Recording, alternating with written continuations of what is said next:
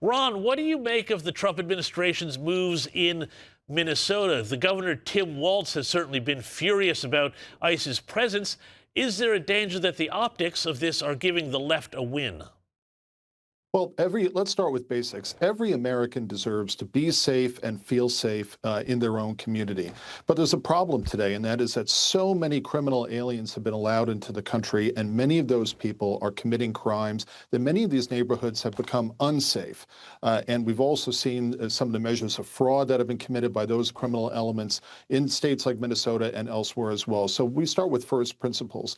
The Trump administration is going to continue to work hard to remove those people who are in the country illegally, who've committed violent crimes and other forms of crime, so to make our streets safe again, so to make our parks and our sidewalks and our neighborhoods safe once again. I think the Democrats will try to paint this as some type of win, but in the long term, the Democrats have to try to defend the fact that they are fundamentally opposed to a program to take people who are violent, criminals who are in the country illegally. We have the opportunity to send them out of the country where they will not make more Americans into victims of whatever crime they're committing. And this is the position which the Democratic Party finds itself in right now. They're reversing who the true victims are, which are the victims of these of criminal aliens who are committing crimes. Those are the people who the president's looking out for. Yeah, and absolutely right, Ron. But one of the things that we're seeing here is that this fight over immigration is part of a much bigger discussion within the left and within the Democrats about what sort of party they are becoming. And I note that the Democrat socialist movement has really been taking off lately. We've seen it in New York, and now in LA,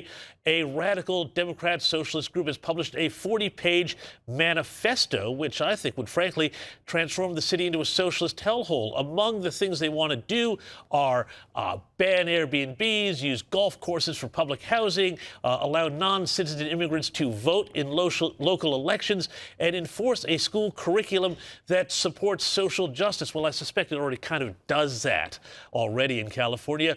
But, Ron, this is part of a bigger identity crisis on the left now, isn't it?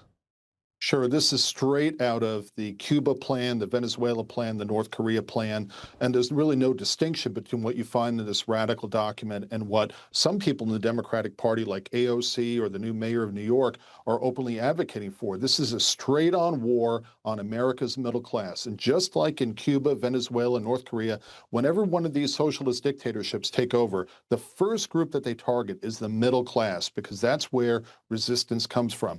These people want to confiscate all private housing in Los Angeles so that you don't get to own a home anymore. They're coming after your home equity, which is the single greatest generator of wealth for American families, and make everyone have to rent housing from the government. Well, you've seen how government-run housing in America works. It doesn't work. It creates slums and places which are deeply unsafe and destroys economic vitality.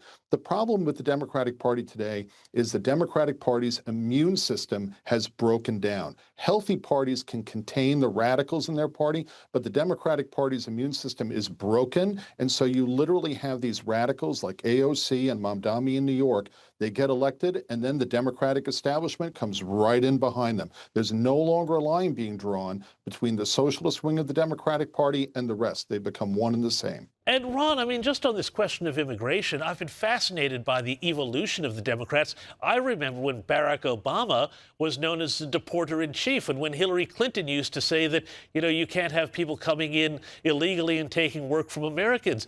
How did that immune system break down? What happened to them? What broke in their brains? Was it Trump? I think that we are in an age of polarization in the West. I think you've seen this in Europe, you're seeing this in the United States, but a healthy political party is able to isolate those fringes and continue to make the case to middle-class America. Whichever party wins the support of the middle class in this country gets to run the country. And the Democratic Party, this has fundamentally broken down through, I think, a variety of factors. I think social media is one of them.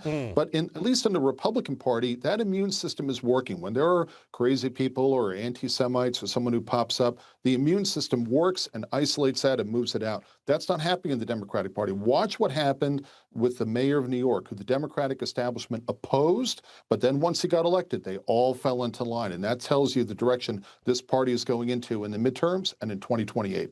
Yeah, no, I think that's exactly right. And we're going to be talking a bit about Zohran Mamdani later in the program. But also, it's not just social media, too, Ron. It's regular media. There was a bombshell revelation, which I think kind of confirms things we already knew here this week, that investigative journalist Catherine Herridge, she revealed that when she was at CBS executives deliberately buried the Hunter Biden laptop story and ordered her to wait to talk about it until after the 2022 midterms, not just the 2020 election, in order to help the Democrats. Have a look at this. I went to a lot of effort to get the cleanest copy of the laptop data, the same data that was provided to the FBI, because I didn't want to have any professional journalistic risk for CBS News. I wanted this thing to be totally locked down. When we did the story, we did it after the midterms. I argued against that because it was ready before the midterms. And my training is that you should always do the story when it's ready to go. You should not be dictated by the political cycle. Ron, is it any wonder that Americans don't trust the mainstream media and that as a result, places like the Washington Post are having to lay off journalists by the score? Look, every American deserves to have access to understand what the facts are, what's happening in the world around us. But CBS News, which has been representative of the legacy media, has not been doing a good job at that. 22 years ago, Dan Rather ran with a story that was completely made up and fabricated about memos that allegedly showed that President Bush, when he was in the Texas Air National Guard, got special treatment. And Dan Rather ran with it, and then he doubled down on it, and it turned out it was completely bogus, and it was easily refuted once they ran with the story. It looks like not much had changed at CBS News, but what has changed is that Americans' trust in the legacy media has only continued to drop because there are too many people involved in the media who have a particular political agenda, and they've stopped just sharing the truth or being objective or even trying to be balanced. And we saw that very cleanly in this Hunter Biden laptop story. I saw the same video that you just showed, and I'm just shocked that it was so blatant an attempt to move it past the midterm election to give the Democrats one less thing to worry about.